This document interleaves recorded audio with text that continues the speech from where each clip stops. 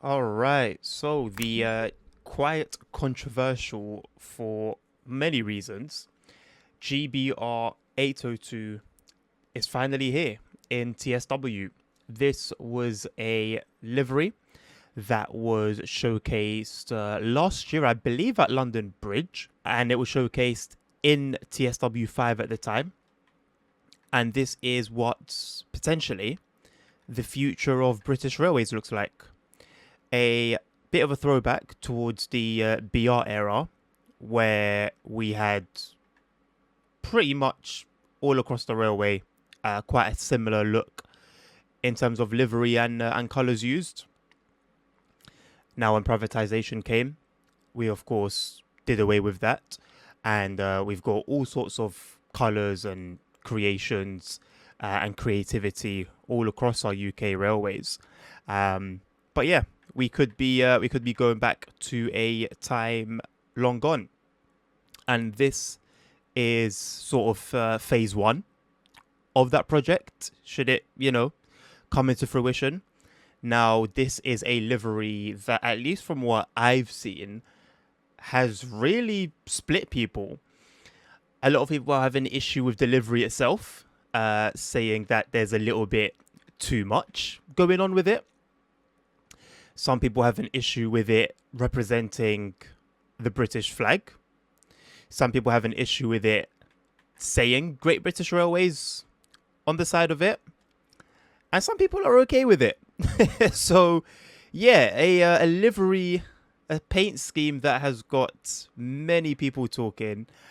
I personally, to be completely honest with you guys, don't really mind it too tough. And I will go into it coming into the game as a DLC, as a paid DLC, as content that is not yet a thing in reality. I will touch on all of that, but just to get the ball rolling a little bit, because I've been quite surprised actually at how much talk this livery has had. Now, I'll be honest. I think it makes sense. I mean, like, if there is going to be sort of a default or a generic livery across the British Railways, wouldn't it make sense for it to have sort of a British colour scheme? The US do it with their trains quite a lot. Not everywhere. But you often see white, red, and blue on the US trains. I don't really think too many people have an issue with that. I don't know whether it's because this is closer to the actual flag itself, which again, be it the flag, be it the colors, be it the text on the side. I think it makes perfect sense, in my opinion. If there's gonna be one livery across everywhere, I would actually prefer the way things are now. Where we've got just such a beautiful variety of colors and designs on our trains. But if we were going to go in this direction, I'm not too mad at this. I'll be honest. I think the only issue I have with it, if I was to say that there has to be an improvement, I just wish that the red that goes down here from the livery, from the flag, I wish it just sort of continued like straight on, like where my mouse is pointing, and sort of continued that way. So there would be maybe like a red at the top, a red at the bottom, and then a blue in the middle, right?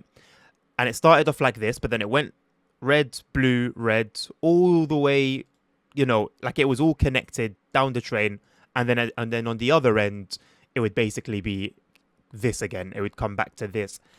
I just don't like the fact that it seems to restart on every coach. Other than that, though, honestly, personally, it means my particular opinion, right? Because it is a subjective matter, a very subjective matter. I don't mind it at all. The livery itself specifically, I don't mind it too tough. I don't mind it too tough. Now, let's go a little bit into what I do mind. And I'll talk about what the DLC brings in terms of scenarios and journey mode and services and stuff like that. But before I delve into that, what I don't really like about this livery, or not necessarily the livery itself, but maybe the DLC, It's a couple things. It's a couple things. So the first thing is that the livery or the DLC, so I keep calling it a livery. I mean, that is pretty much what it is, although you do get a little bit more. The DLC isn't isn't realistic. It's not realistic, and I bring that up as the first point because whenever I criticize the game or I criticize a piece of content or a feature or whatever it may be that's TSW related, my first point that I tend to tackle is the realism factor, right? Even if something has been introduced into the game, let's say for example the TSRs that came with TSW 6, they're not really implemented in the most realistic way. They're repetitive, they're exactly the same every time. There's nothing on the tracks or on the side of the tracks to suggest that there is a need for a TSR to be in place. You know, for example, some construction equipment. It's just implemented in the most basic way. And although, yes, TSRs are a thing in real life, they're not implemented like that, right?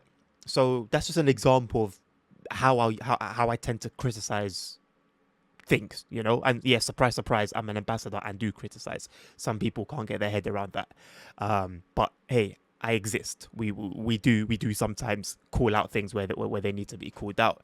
Anyway, I digress. This livery does not exist in real life yet. It does not exist in real life yet. It is not realistic to have it running on any route, on any train in the game, because it doesn't run on any route and any train in reality. And this is train sim world. I'll always come back to that when coming to this conversation, right? The game literally has sim in the title. So you would expect reality to be simulated in the game.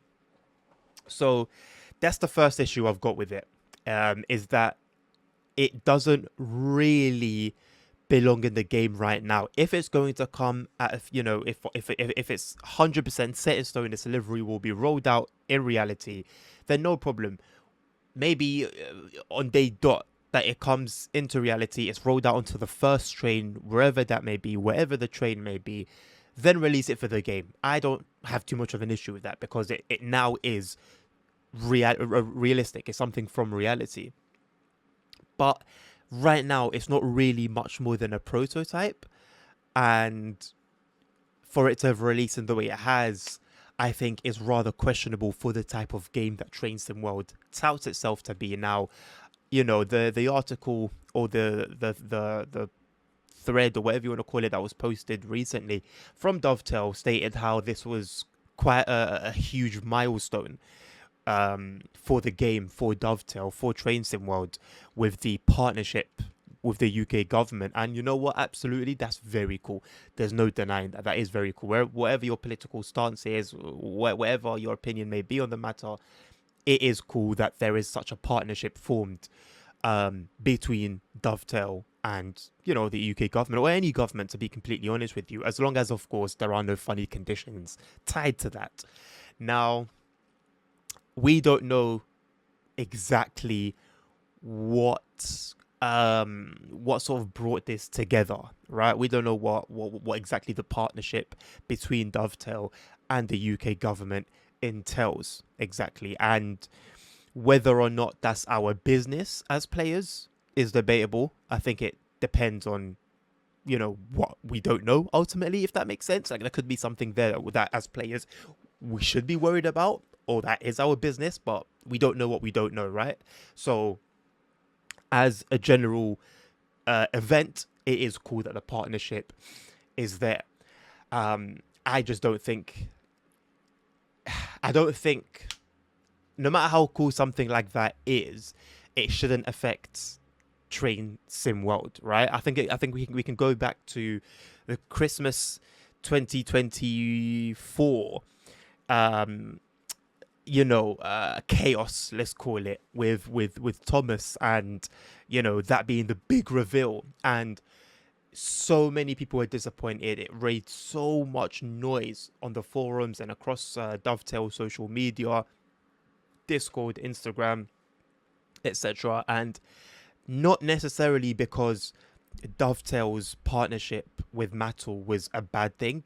Not necessarily because Thomas is so removed from anything railway related, but it was just because Thomas didn't have a place in a sim, right? I mean, let's be honest, at this point, it's more of a game than a sim, but it still kind of tries to be a sim, right? We play it for that realistic, um, relatively speaking, experience of driving trains and experiencing the railway virtually. And if Thomas the Tank Engine had its own game, such as Wonders of Sodor, I don't think anyone would have had an issue, you know? If it wasn't the big reveal and it wasn't introduced into Train Sim world. Now, I don't even remember what my point was with that, to be honest. But I think just to wrap up that particular point, I'm not a huge fan of oh yeah, right, partnerships. Yeah, no matter how cool a partnership is, if it doesn't line up with Train Sim World's values in it being a sim and replicating and simulating the real life railways, I don't think it should be in the game. I don't think it should be in the game. And my second point, which is a bit of criticism towards this DLC, is the fact that it's paid. And I think that actually sort of connects and joins up with my previous point quite perfectly, actually, because not only is it really just a livery with a few scenarios and some timetable runs, but it's also something that's not even released yet. So yes, I appreciate that some work has gone into it. I haven't created a livery myself, so I can't tell you exactly how difficult or how tasking or how much effort you have to put in to create a livery in Train Sim World. But with how quickly they can spring up on Creators Club and with how quickly modded ones can pop up on the Train Sim community website, I can't imagine it being that difficult, right? That they absolutely had to charge for it to make up for the work that was put in to create the livery. And having played all the scenarios, I'll be honest, generally speaking, they are a little bit higher quality and of a higher standard than the scenarios we'd usually get with a lot of the routes. But there's only four of them, and they're nothing really special. They're nothing really special. There's two sets of journey modes, which are just a bunch of timetable modes. There are a bunch of timetable services that you can do with this train. Um, I know they mentioned in the article two timetabled services, like all stop services for each route, Riviera Line and the East Coast Mainline route. But when you click on the trains on the timetable mode, there's like a bunch of services that you can do. I don't know whether they're just delivery stands in for the regular LNER one. I'm not 100% sure. But there are a bunch of services that you can do with these trains. As a matter of fact, let's just take a look at it right now. So if we head over to the East Coast Mainland route and go into the timetable, it doesn't really matter which one you select. So I'll select the intermodal one. You see we've got the 802 here. We do have the 801 over here, so that's completely separate. If you go into the 802, you can select either the /0 or the /1 designation. And you've got a bunch, an absolute ton of services. So I don't really understand why the article just mentioned two services for each route. If we go to the Riviera line, I would assume, actually, I don't know 100%. I would assume, though, it would be the same thing.